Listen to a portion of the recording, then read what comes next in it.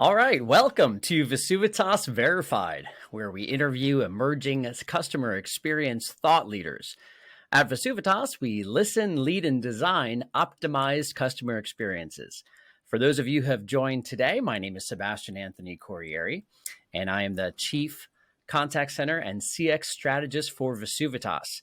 I'm very excited about the person that we're talking to today. He has an amazing background and a lot of information to share that we can glean from. Today, I'd love to introduce Richard Owen. He's the founder at OCX Cognition. Welcome, Richard. Thank you very much. Nice to be here. So, Richard, can you please talk to us a little bit about your background, how you got started?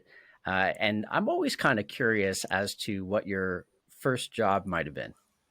Well, despite my youthful appearance, my first job was some time ago. It's fair to say. I graduated from undergraduate in the UK, which is interesting enough where I am today. I'm in London, not my normal home in the States.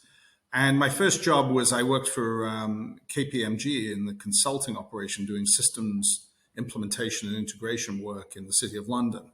So in the sort of late 80s. Wow, fantastic. Yeah, in the late 80s. Your first job. First job. Well, and I was, trainee. These were good training programs, trained as a systems analyst. But quickly figured out that I wasn't very good at it. And when you meet people who are really good at programming software, you realize that if you're not, you can tell the difference. And so, to some extent, pursued a career in management because, I was never going to make a career out of being a great software engineer, and planes would be falling out the sky if they were relying on my code. So, probably for the best. And I got involved in customer experience actually as a direct result of the work I'd done at Dell Computer Corporation. So I was a general manager at Dell. I ran a division at Dell. Actually, I ran several divisions, one based out of Tokyo, Japan. I ran Dell's global internet operations for a couple of years, which was a very early pioneer in e-commerce. It was about a $8 or $9 billion e-commerce platform.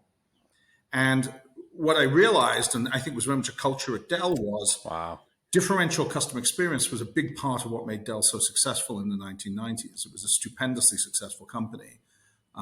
We grew from 2,000 employees when I joined to about 40,000 by the time I'd left.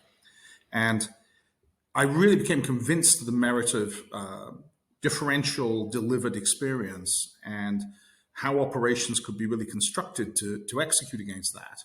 Several years later, I got recruited to a company called Satmetrics, which at the time was sort of becoming a heavily venture-backed company, was really focused on measurement of customer experience, and had been collaborating with Fred Reichheld, who was one of the board members, on a yet-to-be-released methodology, which turned into the Net Promoter Score methodology. And so we had the opportunity to sort of build out what became, I think, a very well-known and very popularized way of measuring based on the research that Fred Reichheld and Dr. Laura Brooks on my team and several others had put time into to sort of construct.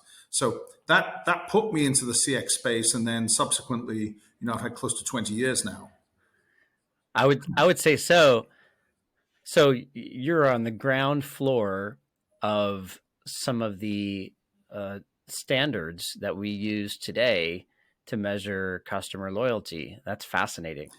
And I think what's really interesting now, when you have the benefit of hindsight, is you get to see the evolution of this over time and what people have done with it.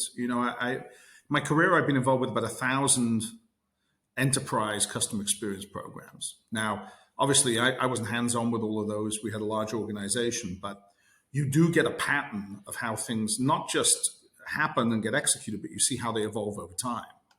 And it's really looking at the big picture that's most interesting to me, because in 2003, when Net Promoter Score came out, it sort of redefined a little bit about what the CX industry was going to look like.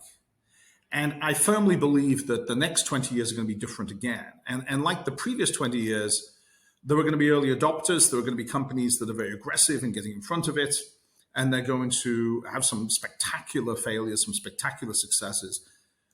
And there's going to be a large part of the market that sort of sits pat and waits for it. And they're likely to sort of miss the boat for the second time. So it's the former group that's more interesting today to me, is the people at the front of this. We're going to definitely want to unpack that a little bit as we go deeper into this dialogue. So I definitely want to spend some time there. So tell me about, I mean, if you go to, let's say, NICE website today, right? One of the things that they have on there, or Satmetrix website, they're very up and to the right when it comes to quadrant, technology excellence and customer impact. Right, they're named to the 2021 Spark Matrix for voice of the customer. What was, talk to me a little bit about what you did with Satmetrix and some of the things that you learned there that you're taking forward with you as well. Yeah, so I think that Satmetrix rode a wave, as many successful tech companies do, right? There's an element of being in the right time at the right place. And companies were starting to measure CX at an executive level for really the first time. If you think about what Net Promoter Score really did, is it made top executives go, oh, this is something I want to use as a metric and a control system for my company. And so lots of leadership sort of embraced this idea, and that created a whole wave of companies adopting measurement. And the predominant technology of the day, come 2003, was the email survey. I mean, it was still relatively immature as a technology in some ways. You talk about early adopters, late adopters. There were companies I was talking to in 2004 who would say, look, this email stuff's nonsense, right? This is far too sophisticated. We're using telephone surveys. And I just don't believe that email is going to win out in the end. Let's get banks of people on telephones to ask questions. Which ironically is a kind of echoes all the way through to today when you see people today talking about future technology transitions and saying, well, it's all science fiction to me. So there's always this sense of early adopters and laggards. But what we saw was this mass adoption of CX as an enterprise strategy for companies. And of course, significant variance in executional quality. You've got companies that on one hand said, we believe in this, we're going to put some metrics together, and then we're not really going to execute terribly well or do anything with the data. And so it becomes a kind of great footnote in an annual report. And there's a chunk of companies look like that. Then there's another group that have great intentions, but just don't know how to execute. And they don't know how to execute measurement. They don't know how to use systems, all the classics of failings that you get from operational execution. And then you get this relatively small group, I'd argue, that sort of really gain competitive advantage because they have that combination of execution capability and strategy, and they sort of just nailed it. And so the battle was kind of won or lost on a set of dimensions. And now the question is, what's the next set of dimensions, right? Is it going to be the same, or the ground rules going to be different for the next decade? Right. So basically, what is going to be the next decade? What is it going to look like from a customer experience standpoint?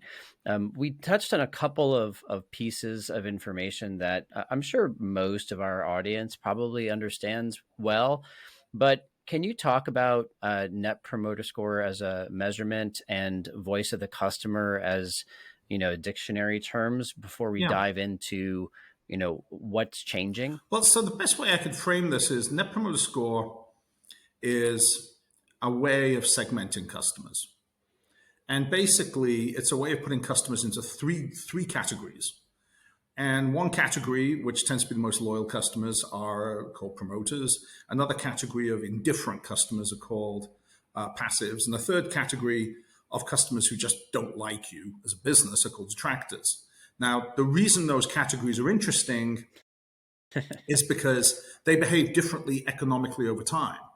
So the promoter group exhibits both higher growth, better margins, lower cost to serve. there's a whole bunch of well-documented and well-analyzed economic value that's associated with this group. And if you turn that into a common phrase we all like to use, customer lifetime value, how much they pay us over time, this group tends to be extremely attractive in its economic characteristic. The passive group, they're really just there as long as they like the offer you have. If somebody else comes along and says, oh, I'll give you something similar for 10% cheaper, they're gone, right? This is a disloyal group. And they also tend to be less profitable. Now, when you look at that profitability equation, it varies a lot by company and by industry. In some companies, passives are not that different from promoters in terms of their profitability profile, but much more likely to leave. In other companies, passives are actually not very profitable at all. But one thing that's almost always the case is that detractors are highly negative financially for companies. And, the intuitive thing we might all think is unhappy customers, well, that leads to bad word of mouth, bad PR. But that's not even the start of it. This group of unhappy customers pays less for their products. They churn. If you're lucky, they might leave. If you're unlucky, they'll stay and consume resources. They'll become a high cost to serve, and they'll complain about you to everyone else. So they become this sort of boat anchor for your business. Right. So the simple equation, Sebastian, at the end of the day is that, look, the more of the first group you have relative to the third group you have, the better your business is going to be. I mean, it's not a huge leap of imagination. And that is what the Net Promoter Score is. Essentially, it's the percentage of the former minus the percentage of the detractor, promoters versus detractors. And so that's the context for it. And it's an overall brand measure. Okay. Go ahead. I was just going to say that I had the pleasure of going through your Net Promoter Masterclass a little while back. I guess it was maybe about a year and a half or more ago. And it was very educational. It was very poignant, and I learned a lot. And it was, if anyone has a chance to sign up for that, I think there's a lot of value that they can get out of that. I've been in contact center or CX my entire career, and I gleaned a lot out of that. So that was very helpful to me. So I also didn't realize when I subscribed to that class how much of an expert and storied background you had in that space.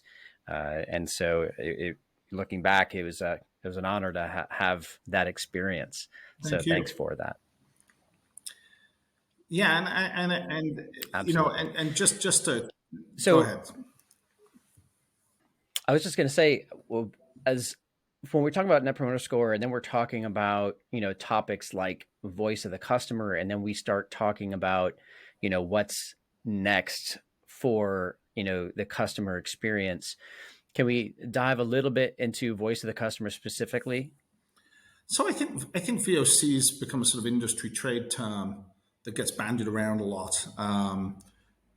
Gartner and Forrester flirted with EFM, Enterprise Feedback Management, and VOC, and we love our three-letter abbreviations, right? In technology, we're always trying to categorize things. Of course. I mean, the way I look at VOC is that it's a far broader definition, perhaps, which is how do you incorporate ultimately customer attitudinal perspectives into decision making? And I think in some ways the term VOC is very unfortunate because it's a horrible sounding TLA. To start with, VOC is just terrible phonetically. But I think also I think VOC sort of implies that it is this. The only way to think about VOC is literal voice of the customer. And I'm not sure that's terribly useful. I mean, if you think about some of the most exciting things that have happened in technology over the last few years, you think about things like natural language processing, you think about predictive analytics, you think about you think about generative AI, right? You think about chatbots. None of this necessarily is literally the voice of the customer. And I think that's the unfortunate nature of it. To me, it is how do we incorporate customer attitude into our data sets in ways that help us make smarter business decisions. And it doesn't literally have to be the voice of the customer. It has to represent the voice of the customer. Very, very insightful. And how do you think that correlates to customer journey information and those touch points? That's a very good question. The customer journey is a terrific, if somewhat simplified, way of thinking about how customers perceive multiple types of experience they have with any product or service, right? And we like it because it's sort of easy for us to envisage as a sort of set of sequential things that happen. And we sort of know that that's not really the way the world works. Customers are very non-sequential. They zigzag all over the place. If we actually drew a real customer journey, it would look like a sort of Jackson Pollock painting. It wouldn't look like a simple, narrow set of boxes. But what it does for us is enables us to simply construct a view of how multiple different types of touches and organizations impact the customer. And in some ways, it's a vanity for us to organize it that way because it enables us to map our organizational models onto the way the customer sees us. And so we can divide things up into time sequences and say, well, there's early life experiences, late life experiences, or functional perspectives. Oh, there's a contact center over here, there's a services team over here, there's a sales team over here. So these are great constructs for us to sort of sub-segment the experience. But the big thing that at the end of the day, everyone always needs to remember is, from a customer perspective, whether at any point in time they are thrilled or they are despondent, is some form of cumulative impact of multiple elements of these put together. There's no single thing decides whether a customer is delighted, going to repurchase, buy more, or unhappy and will basically never darken your doors again. It's cumulative and it's a formula. And our problem as professionals is trying to crack that formula. We don't know what that formula is. Mm-hmm. So there appears to be a lot of different moving parts when we're talking about the CX and the customer journey and where they exist inside and outside of the contact center. There are multiple touch points. They don't necessarily follow an exact journey. They zigzag around. They do the same thing, not only outside and inside, but also inside the contact center. In that now we're talking about multimodal omni-channel engagement, where they're not just, chatting or on the phone, they're sending a chat and they're sending links to videos of, they're communicating with text while on a call, while they're filling out a form that you may have sent them. There's multiple things that are happening concurrently. That journey is not a straight line, to your point. So with all of these different data points, I think this may be where you're looking in the future, right? There's a lot of different data points here, and how do you make sense of them in real time with real inputs that are happening dynamically? So talk to us a little bit about OCX Cognition and some of the exciting work that you're doing there that may be able to solve some of these CX issues that we're facing today. So you're exactly right in that on one hand, you look at this and it seems quite daunting because there's so much going on and, so many different elements of the experience. Let's step back for a second, though, and point to two things that are sort of defining how this whole universe looks. The first is that companies now have tremendous sort of data exhausts around customers. And I know that there's probably some people listening to say, well, not us, we're terrible. Our data is very badly organized. It's in the wrong systems. None of it ties together. By the way, that's true of every company. But compared to where companies were 5-10 years ago, they know a lot more about their customer. And it's never going to be perfect. It's never going to be well-organized data, but it exists. And so now we have this massive data exhaust, even if it's a mess. And our problem is figuring out how to use that data exhaust to give us sort of highly actionable sets of insights that we can gain from it, figure out this formula for success figure out where the problems are, react to them, figure out next best actions, all the things we'd like to do with data. How do we get there? And we're going to fall back on a very simple idea, which turns out to be great news. There may be 1,000 things that people track about customers, but there's a relatively small number of things that matter. And this is a really important fundamental building block for everything we do, for example, which is if we looked at a customer and we looked at 200 or 2,000 data points, we know that at the end of the day, there are going to be 10, 20 executional variables in the company that are going to explain almost all of the different outcomes. In other words, companies need to get right 10 things. Interesting. Right? Now, the only questions we'd ask ourselves then is, what are those 10 things? Right? I mean, that's a realistic question. And secondly, what does getting it right mean? Does getting it right mean, answering a phone in the contact center within 30 seconds? Does getting it right mean shipping a product within 24 hours of getting an order? What's the calibration? If we can answer those two questions, what matters and how do we calibrate it? Then we have a formula. Now, that's a gross simplification. The formula may vary between different customer segments.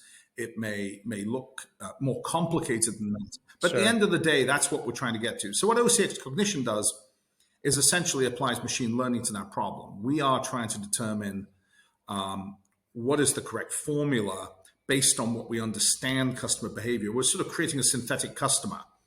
And the synthetic customer tells us what matters to them, and they tell it in the form of data. And then we use that to both predict whether customers are going to be successful or not, but also point to those operational variables that define success.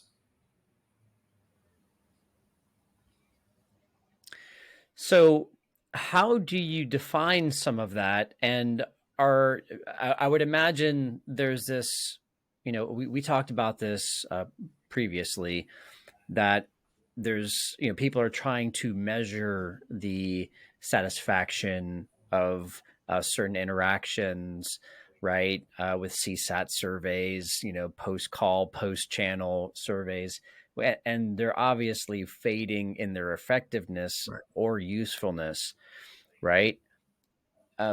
How are you addressing that particular issue and all of these different data points how do you determine what's useful or not? So if you'd have asked me 5 years ago, I would have said without a hesitation, surveys are on a long-term decline and they will become of no value. And you could pick 5 years, 10-year horizon, but essentially we know that response rates are going to drop to close to zero. They're on a long-term curve towards that.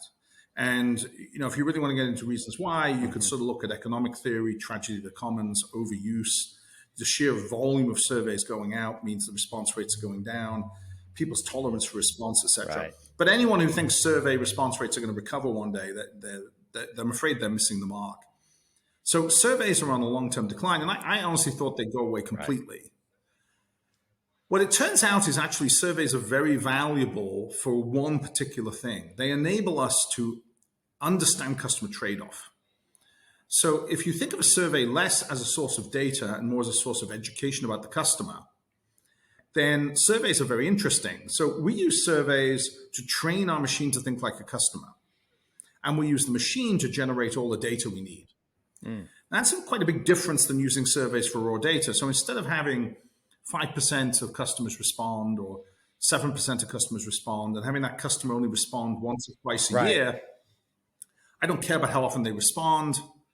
What I care about is that I learn enough about the customers, which surveys are good at, to train my machine to be an artificial customer. Now I've got an artificial customer. That artificial customer is very obliging. They will answer 2,000 survey questions every day. No problem.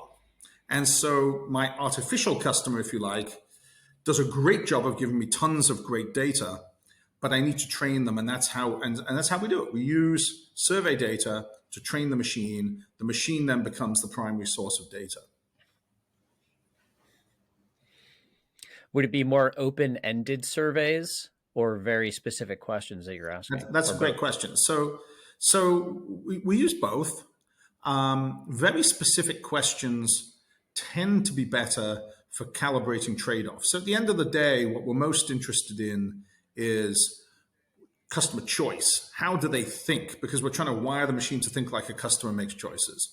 How do they respond to different events? Was it more important that we answered the phone quickly or we had first-time resolution? Was it more important that we shipped the product on time or that we shipped it early? We beat the right. These are customer trade-offs. Unstructured data, at the end of the day, can be converted into structured, and that can add value to the equation. So if you can glean operational data insights from parsing through NLP, for example, contact center conversation, if you can turn that into quantifiable exhaust, if you like, then it's really useful. It could tell us a lot about how customers are scoring the business, and that can get fed into the machine. To us, and this is speaking as a sort of machine learning guy, everything is just signal. Do you get signals, and those signals useful? Do they carry value? And so questions do, contact center conversation transcripts do. But what I would argue here is, again, back to this issue of we're not literally interested in what the customer says. We're interested in how the customer makes choices and how the machine then predicts they will behave. And that sort of gets us around this whole problem that most of our customers aren't represented in the survey. And so you mentioned transcription is, I'll paraphrase, marginally useful. So there is this, are you taking sentiment and looking at the net result of their actions? Talk to us about how your software practically solves some of the issues that we're trying to understand, and walk us through a use case of how OCX Cognition will give guidance in real time from a next best action perspective, right. If you can. Right. So let's break that down into two problems. One is, how do you essentially implement the ML model so that it's correct for your business, so it works, and then or train the model, if you like, and then how does that generate the kinds of actions you want to see? So we train the ML model based on the data you currently have in the business in terms of customer attitudes, the survey data. And what essentially that involves at the end of the day is mathematics. I mean, you can call it machine learning, but it's really just an algorithmic process that says what customers are telling us through survey data is they value this over this. Let's try and build a model that replicates customer behavior based on what they're telling us their choices are. And once we get that model accurate enough, and if we have enough data to do that, then we have a very accurate predictive model. We can say with a high degree of certainty, a customer who you sell this product to and it ships 3 days late, statistically speaking, is probably going to end up a detractor, right? So we create those kind of causal chains. And that represents the engine. Then we reverse the process and say, well, what happens as customers experience real events?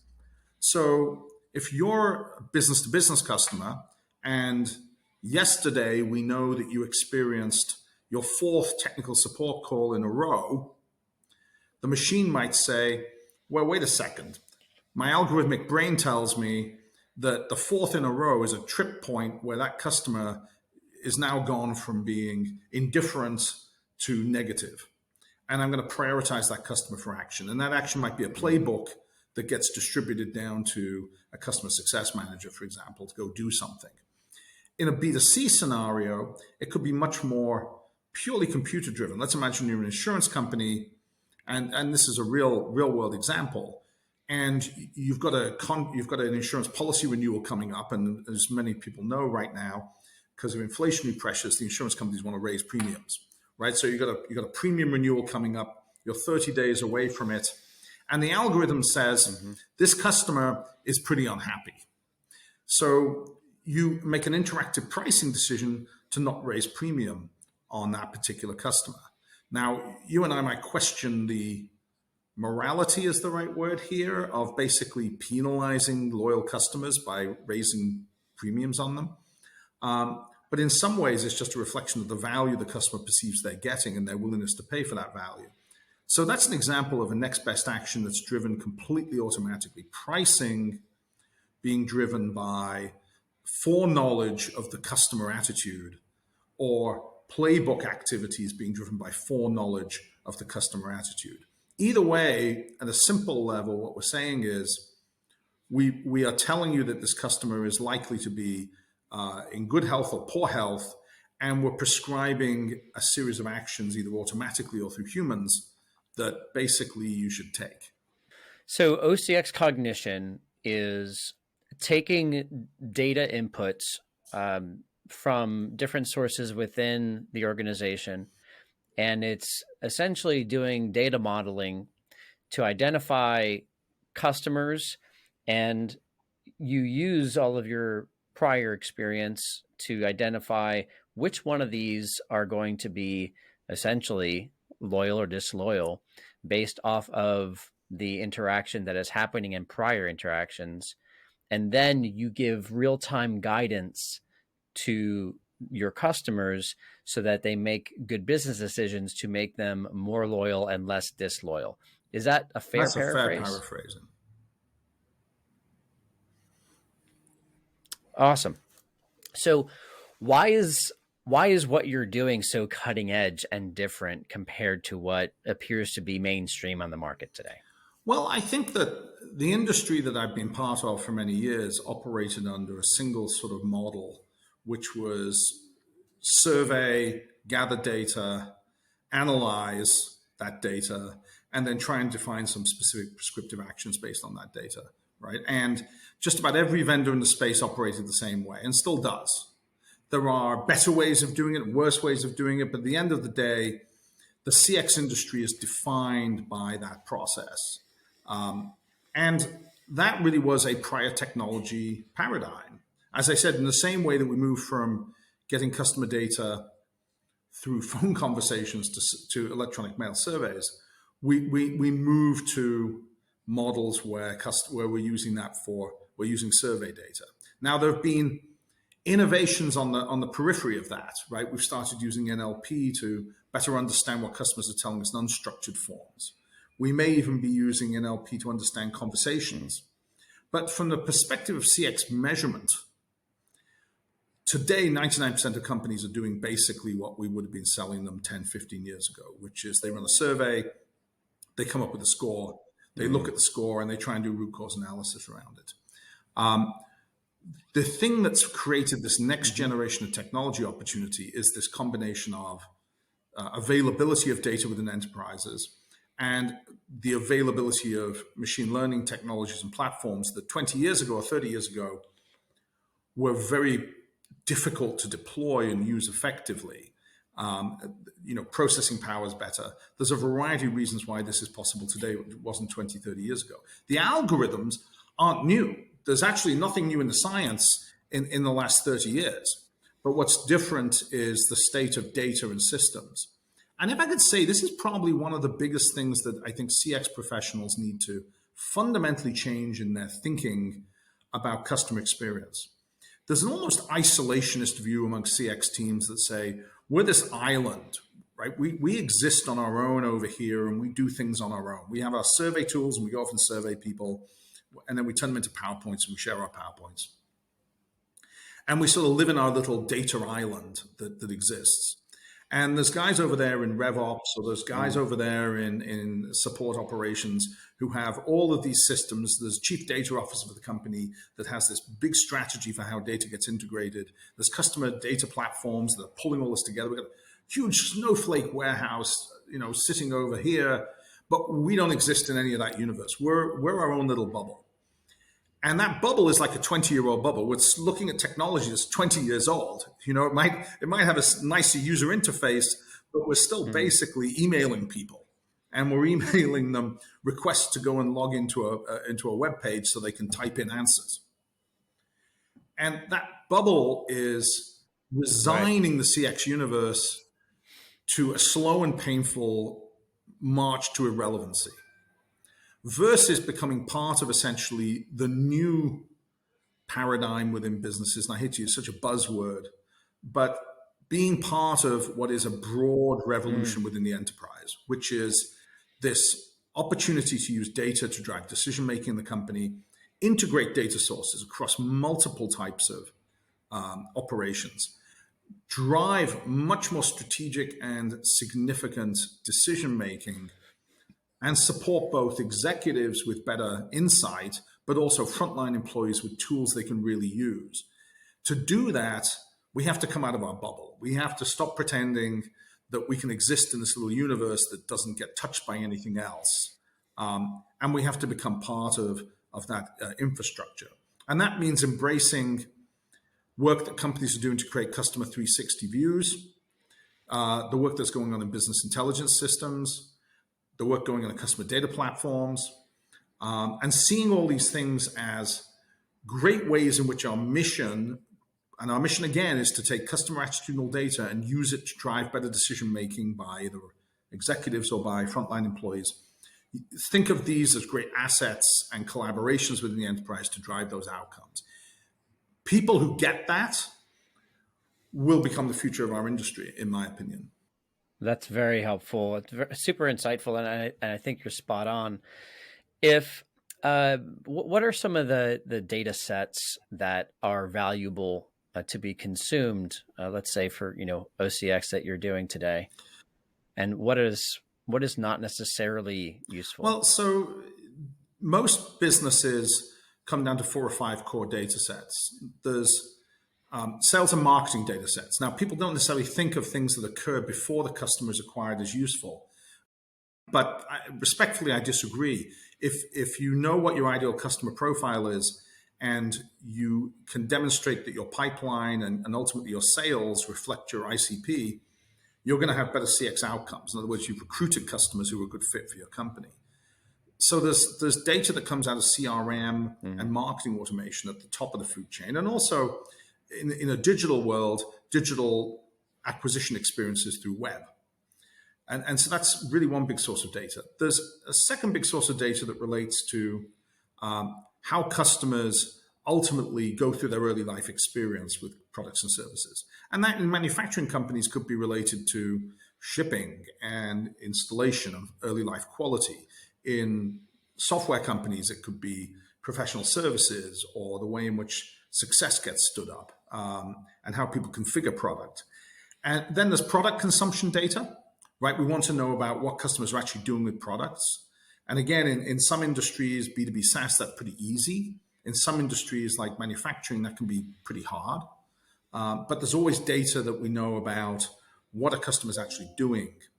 And then there's the sort of post-sale experiential data, and that can be contact center data, it can be field repair operations, it can be spare parts operations, it can be technical support. So there's that universe. And those are broadly the data universes that represent the totality of the customer experience.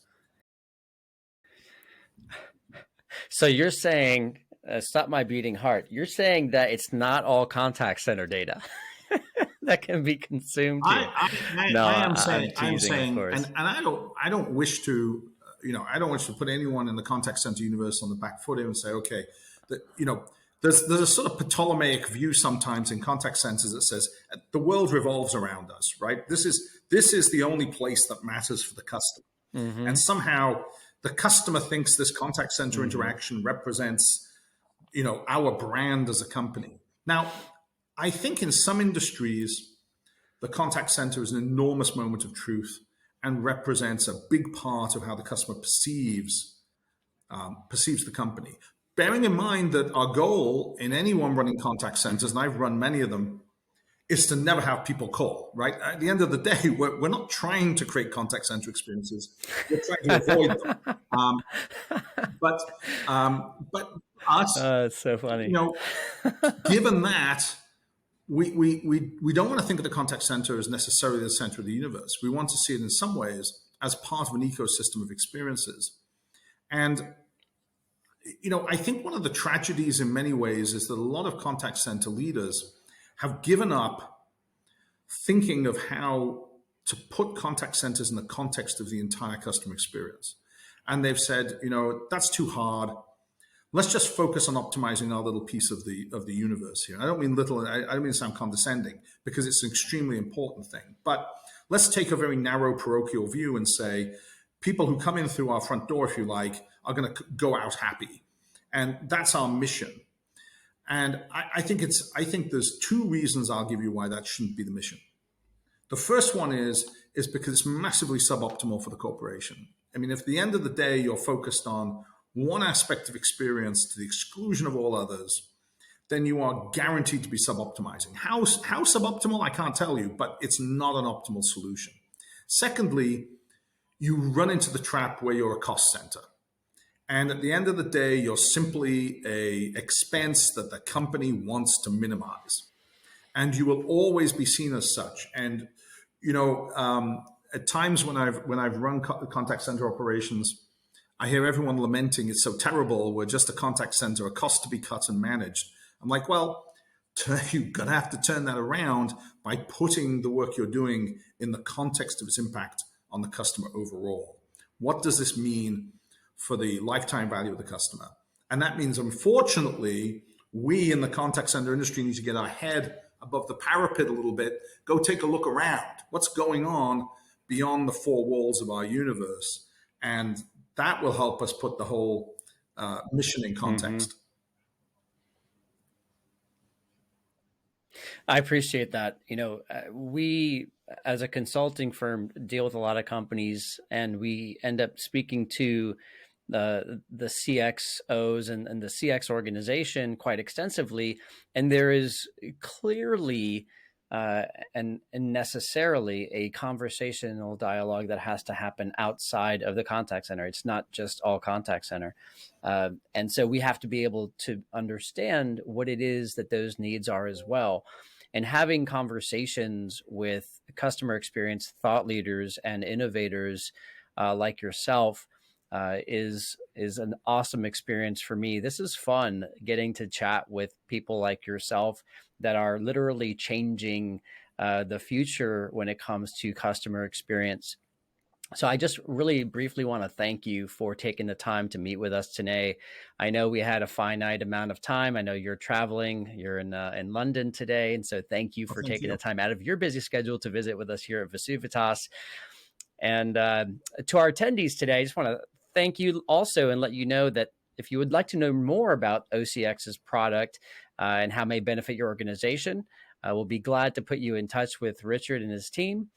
You can contact us at info@vesuvitas.com, and we'll also put a link where you can fill out a form fill, and we'll get you some details about it. I am Sebastian Anthony Corrieri, and I am your host from VesuvITas, where we are changing the world one optimized customer experience at a time. Thank you.